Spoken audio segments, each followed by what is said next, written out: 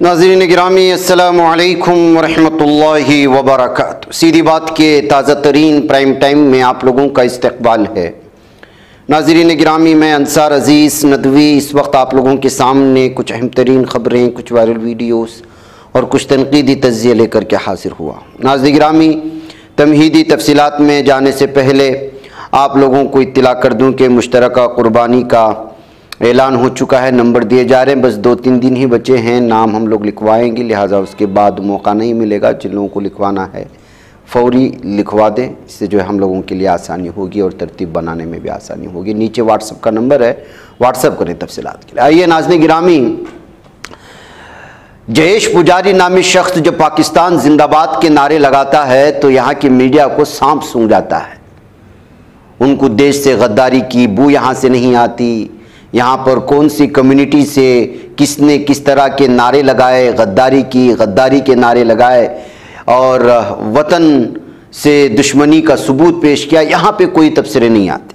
इस वक्त जो वीडियो आप हमारे स्क्रीन पर देख रहे हैं, पुलिस जिसको खींच के ले जा रही है, इसका नाम है जयेश पुजारी। बेलगाम की ज़िला कोर्ट में इसकी हाज़िरी थी, तो इस दरमियान उसने फिर से जो है पाकिस्तान जिंदाबाद के नारे लगाए।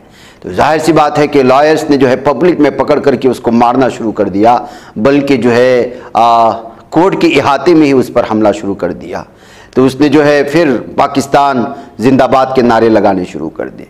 जाहिर सी बात है नाज़रीन गिरामी, हिंदुस्तान पाकिस्तान को जिस नज़रिए से देखता है और पाकिस्तान हिंदुस्तान को जिस नज़रिए से देखता है, और जिस तरह से जो है दोनों सरहदों पर जिस तरह की दुश्मनी, अदावतें और एक दूसरे के ख़िलाफ़ छीना झपटी और गिरहबान को थामना और गालियाँ देना, ये सारी चीज़ें हम लोगों के सामने हैं।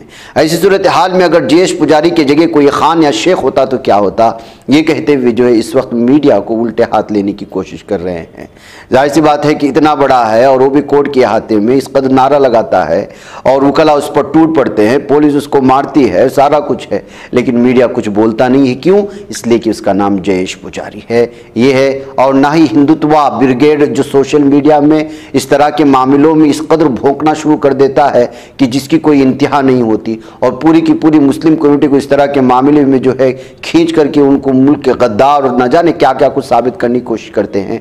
अब जयेश पुजारी जैसा शख्स कर रहा है तो क्यों पूरी कम्युनिटी को खींचा नहीं जा रहा? क्यों जो है इस तरह से जो मीडिया खामोश है? इस तरह के सवालात भी उठाए जाए और उठाए जाने चाहिए। नाज़रीन गिरामी, आइए एक और ख़बर की जानिब आपको ले चलूँ, और वो ये है कि इस वक्त जो है आप लोगों के सामने वायनाड की एक तस्वीरें मैं आप लोगों के सामने रखना चाहता हूँ। वायनाड से राहुल गांधी का जो ताल्लुक़ है उसको लेकर के उनका बयान इस वक्त अलग अलग तर्ज के साथ शेयर की जा रही है। इस वक्त अपने दर्द को बयान करते हुए राहुल गांधी ने कहा कि जब मुझे जो है कई घंटों की पूछताछ चल रही थी ईडी की जानिब से और बीजेपी हुकूमत मुझ पर बहुत ही शिकंजा कस रही थी और मुझे मेरे घर से बेदखल किया जा रहा था, तो वायनाड से उस मौके पर जो है कई लोगों ने मुझे ख़त लिखा कि वो वायनाड आएँ और अपने घर में रहने की उन्होंने दावत दी। चाहे जो कुछ भी हो, वायनाड के लोगों की मोहब्बतों को मैं जो है चाहे जिस जगह पर भी जाऊं उनको नहीं भूल सकता, क्योंकि उन्होंने मुश्किल वक्त में मुझे साथ दिया है। और जो एक किस्म का इस वक्त रिश्ता वायनाड से जुड़ गया है, यहाँ के लोगों से जुड़ गया है, ये कहते हुए उन्होंने वायनाड से जो है इस वक्त अपने मोहब्बत का इजहार किया है। बाकायदा नाज़रीन गिरामी, चूँकि वायनाड से भी जीत करके आए हैं और दीगर यूपी के इलाके से भी इस वक्त जीत करके एमपी बने हुए हैं, तो ऐसे में जाहिर सी बात है कि उनको फ़ैसला लेना है कि वो एमपी किस जगह से बरकरार रहेंगे। या तो उनको वायनाड की कुर्बानी देनी होगी, अगर देनी होगी तो फिर ऑप्शन होगा कि कौन से इसी गांधी फैमिली का मेंबर होगा जो वायनाड से जुड़ा रहेगा।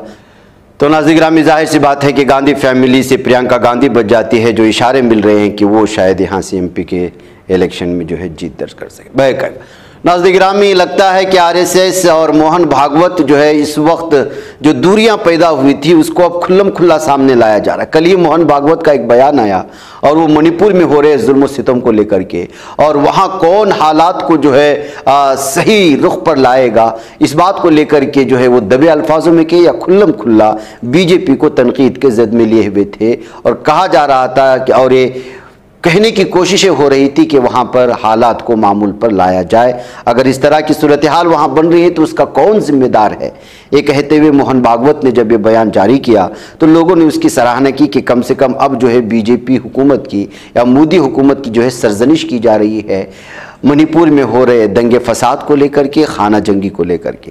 लेकिन जाहिर सी बात है कि बहुत देर कर दी मेहमान आते आते, तो इसको जो है कांग्रेस वालों ने आड़े हाथ लेना शुरू कर दिया और उस वक्त जो है पवन खेरा ने एक वीडियो जारी करते हुए उनसे जो है सवाल करना शुरू कर दिया और कहा कि जब जो है दिल्ली में किसानों पर हमले हो रहे थे तो आप कहाँ थे? जब दलित लड़की का रेप हो रहा था हाथरस में तो उस वक्त आप खामोश थे।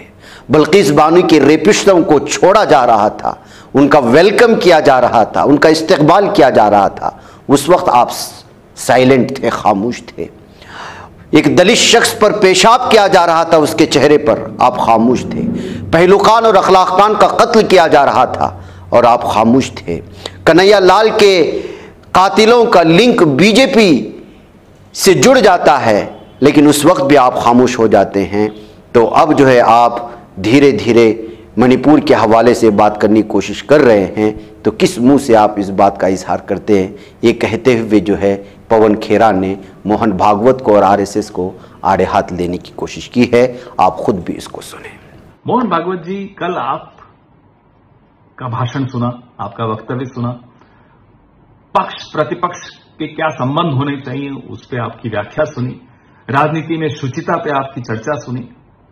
एक बात बताइए, जब आप बबूल के बीज लगा रहे थे तो क्या आम की उम्मीद कर रहे थे? और जब आम के फल नहीं मिले तो क्या माटी को दोष दोगे? ये बीज आप ही ने लगाए हैं। जो आज बबूल का एक वृक्ष है, वृक्षासन लगाता हुआ दिख रहा है, ये आप ही ने लगाया था। अब बोलकर क्या फायदा? जब हाथरस में एक दलित बच्ची का बलात्कार होता है, हत्या हो जाती है, तब आप चुप रहते हैं। जब देश की राजधानी के बाहर सड़क पर मौसम और पुलिस की मार झेलता हुआ किसान बैठा होता है, तब आप चुप रहते हैं।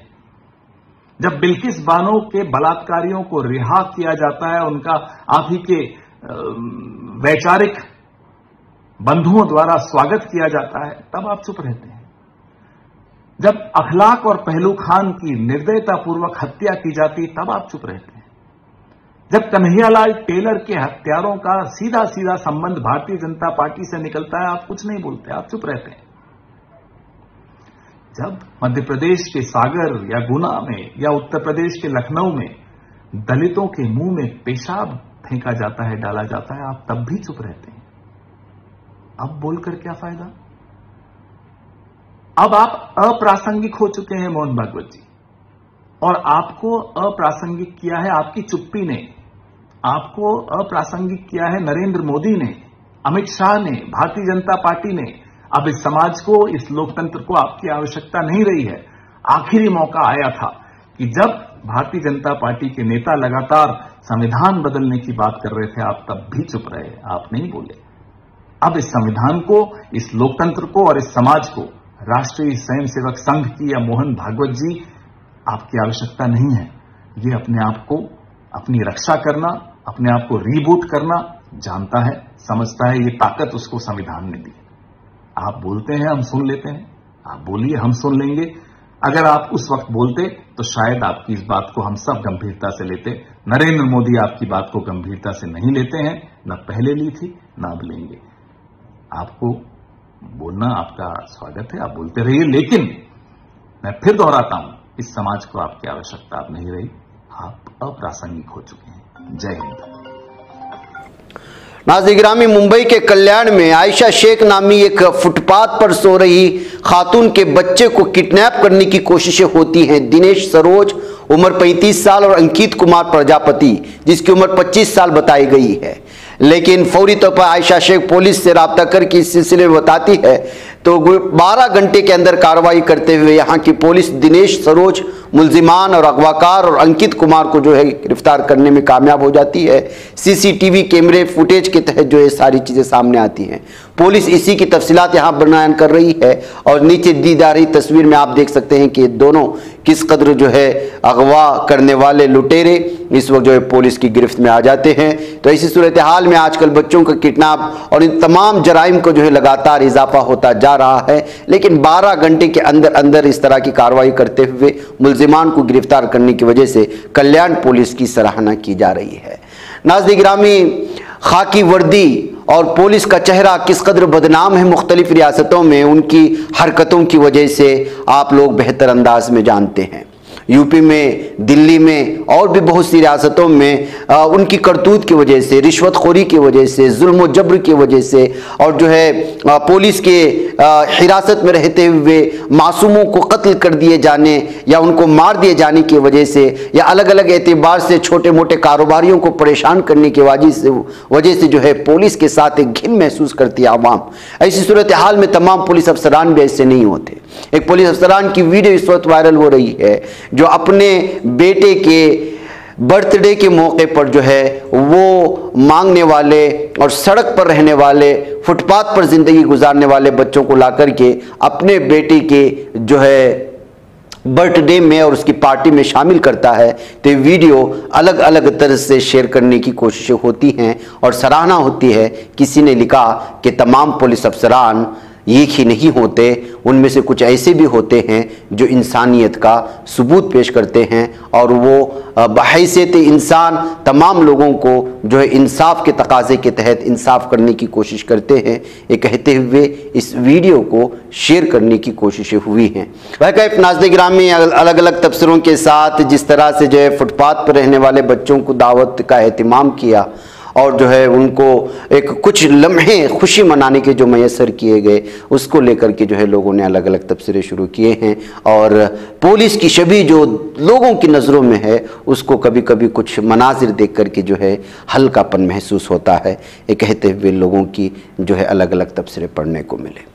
नाज़रीन गिरामी, जब दिल्ली में भी आपको ऐसा मंजर लगेगा कि लोग पानी के लिए इस कदर दौड़े दौड़े आएंगे और सूरत हाल ऐसी कि जो है भयानक बन चुकी होगी, तो फिर दीगर रियासतों का, दीगर इलाकों का और वो इलाके, वो देहात जहाँ पर गर्मी की शिद्दत की इंतहा हो और पानी लाने के लिए कई कई किलोमीटर दूर जाना पड़ता हो, तो क्या अंदाज़ा लगाएंगे। और जब दिल्ली के मनारे सामने आएंगे तो आप अंदाज़ा लगा सकते हैं कि पूरी दुनिया में हिंदुस्तान का नाम किस एतबार से शुमार किया जाएगा।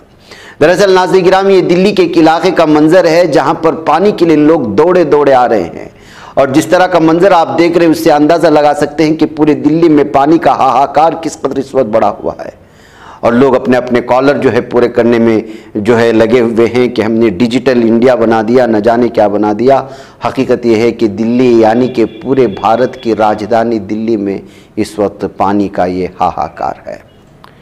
नाज़रीन गिरामी, इधर हैदराबाद से खबर आ रही है कि SIO की जानिब से जो है बहुत बड़े पैमाने पर यहाँ पर फ़िलिस्तीनियों की हिमायत में एहतजाज किया गया है, जिसमें शहर भर से बहुत सारे लोगों ने शिरकत करते हुए इस एहतजाज को कामयाब बनाया। नाज़रीन गिरामी, फ़िलिस्तीन की क्या सूरत हाल है आप जानते हैं। लगातार पूरी दुनिया में इस वक्त फ़िलिस्तीन में हो रहे जो है जुल्म व सितम के ख़िलाफ़ और जालिम दहशतगर्द सेहूनी दरिंदों के ख़िलाफ़ लगातार एहतजाजात बढ़ते जा रहे हैं। अब भारत में भी एक एक शहर में धीरे धीरे ये एहतजाजात का सिलसिला चल निकला है।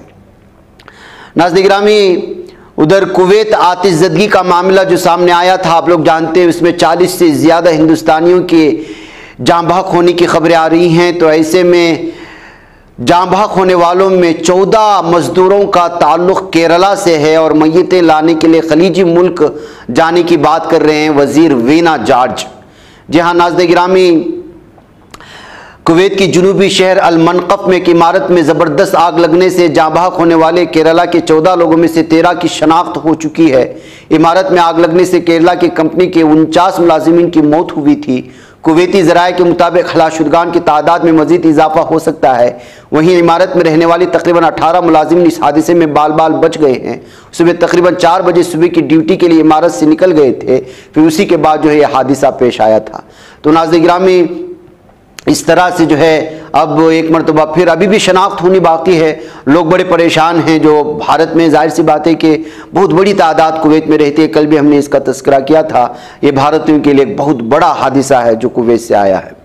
नाज़रीन गिरामी, खानों के अंदर से छिपकली, कॉकरोच, कीड़े मकोड़ों के मिलने की खबरें तो हमने वक्तन फवक्तन सुनते हैं, उनकी वीडियोस वायरल होती है। कोई गुस्से में आता है तो होटल के मालिकान से लड़ पड़ता है और भी बहुत सारे। लेकिन क्या आपने सुना है कि इंसानी आज़ा किसी खाने में मिले हैं? लेकिन मुंबई से जाए खातून ने दावा किया है कि आइसक्रीम के अंदर से कटी हुई इंसानी उंगली निकली है।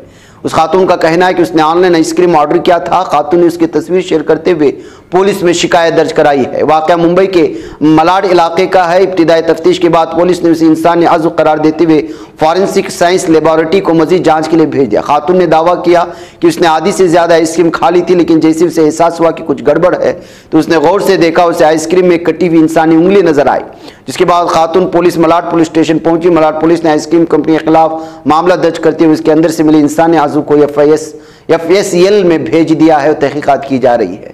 तो नाज़रीन गिरामी, ऐसी भी खबरें आती हैं, ऐसी भी चीज़ें पेश आती हैं, क्राइम और जराइम की दुनिया से लगी हुई वीडियोस, और ये जो खबरें निकल कर के आती हैं वो किस कदर हैरान कुन होती हैं, आप अंदाज़ा लगाएं। नाज़रीन गिरामी, इधर सदर जमहूरिया ने पाकिस्तानी दहशतगर्द की दरख्वास्त रहम मुस्तरद कर दी है। जी हाँ, इस केस में सजाए मौत सुनाई गई थी। 24 साल पुराने लाल किला हमला का केस है और दहशतगर्द पर दहशतगर्दी के इल्ज़ामात लगे हैं और बल्कि साबित हो चुके हैं। मुजरिम करार दिया गया है वो मोहम्मद आरिफ उर्फ अशफाक है। 25 जुलाई 2022 को सदर जमहूरिया का ओहदा संभालने के बाद द्रौपदी मुर्मू की तरफ से मुस्तरद दूसरी दरख्वास्त रहम है। सुप्रीम कोर्ट ने 3 नवंबर 2022 को आरिफ की दरख्वास्त नज़रसानी खारिज कर दी थी, जिससे उसे सुनाई गई सजाए मौत की तौसीक हो गई। माहिरीन का कहना है कि सजाए मौत सुनाए जाने के बाद वह अभी भी सुप्रीम कोर्ट का दरवाजा खटखटा सकता है। वो तवील ताखीर की बुनियाद पर दस्तूर की दफा 32 के तहत अपनी सजा कम करवा सकता है। आरिफ की दरखास्त रहम 15 मई को मौसूल हुई थी और उसे 27 मई को मुस्तरद कर दिया गया था। नाज़रीन गिरामी, कल जैसे कि हमने आपके सामने इस बात को रखा था कि हिजबुल्लाह ने इसराइल पर बहुत बड़ा हमला किया है, आज खबर आ रही है कि जुमला 160 मिसाइल फायर किए गए थे और ये शिमाली इसराइल पर रॉकेट बरसाए गए थे, जिसमें इलाकाई कशीदगी फैल गई है। और इसके अलावा आपको ये जवाबी कार्रवाई हुई थी। लबनान की हिजबुल्लाह ने अपने आला कमांडर की शहादत का बदला लेने के लिए इतना बड़ा हमला किया था। यहाँ तक कि आज जो है ईरान की जानिब से भी यह खबर आ रही है कि उनके पास कई मिलियन जो है मिसाइल और रॉकेट मौजूद हैं और ये सब जो है इसराइल को तबाह करने के लिए काफ़ी हैं। फौज का मानना है कि जनूबी लबनान से तकरीबन 160 मिसाइल फायर किए गए। लड़ाई शुरू होने के बाद से सबसे बड़ा हमला कहा जाता है और हमने कल इसकी बात भी आपके सामने रखी थी। किसी के हलाक या जख्मी होने की खबरें तो नहीं है, क्योंकि उस जानिब से जो है कोई खबर सामने नहीं आती, और कोई आती भी है हलाकत या नुकसान पहुंचाने की तो उसको दबा दी जाती है। इसलिए जाहिर से बात है कि इसराइल के इलाके में जो है वहाँ से उस तरह की खबरें निकाल करके बाहर लाना खुद वहाँ के लोग कर सकते हैं और उनकी सोशल मीडिया कर सकते हैं। बाकी वहाँ पर जो है दीगर नुमाइंदों को, बल्कि वो लोग अपने साथ रखते ही नहीं है रिपोर्टरों को, और जो खबरें और जो नुकसान उनको होता है जो ये अलग अलग एतबार से उसको पूरी तरह से छुपाने की कोशिश करते हैं। जाहिर सी बात है कि पूरी दुनिया में उन्हीं का मीडिया इस वक्त छाया हुआ है। नाज़रीन गिरामी, आज़मीन हज के काफिले सऊदी अरब के मुक़द्दस शहर मक्का मुकर्रमा पहुँच रहे हैं और ख़बर आ रही है कि मंगल तक 15 लाख से ज़ायद आज़मीन की आमद हो चुकी थी। आज़मीन हज के काफिले सऊदी अरब के मुक़द्दस शहर मक्का मुकर्रमा पहुँच रहे हैं। सऊदी अहदेदारों का मानना है कि 15 लाख से ज़्यादा आज़मीन की आमद हो चुकी है। मज़ीद की आमद मुतवक्के है। लाखों सऊदी और सऊदी अरब में मुकीम गैर मुल्की भी इनमें शामिल हो जाएंगे। तो जाहिर सी बात है कि ये तादाद लगातार बढ़ती चली जाएगी। मनासिक हज का आगाज़ जुमा से होगा, यानी कल से। सऊदी अहदेदारों का मानना है कि उन्हें तवक्को है कि जारिया साल आज़मीन की तादाद साल 2023 से ज़्यादा बढ़ जाएगी। 2023 में 18 लाख से ज़्यादा आज़मीन ने हज किया था। 2019 में तादाद 24 लाख से ज़ायद थी। जारिया साल जो है फ़िलिस्तीनी आज़मीन मकबूजा मगरबी किनारे से मक्का मुकर्रमा पहुँचे हैं, जिनकी तादाद 4200 है। गज़ा पट्टी के फ़िलिस्तीनी इसराइल और हमास के 8 माह से जारी जंग के बायस हज के लिए नहीं आ सके। ये एक अफसोसनाक मामला है। बहकर नाज़रीन गिरामी, ये कुछ अहम तरीन खबरें थी। मुझे यहाँ पर इजाज़त दें, इंशाल्लाह फिर आप लोगों से मुलाकात होगी। अस्सलामु अलैकुम वरहमतुल्लाहि वबरकातुहू।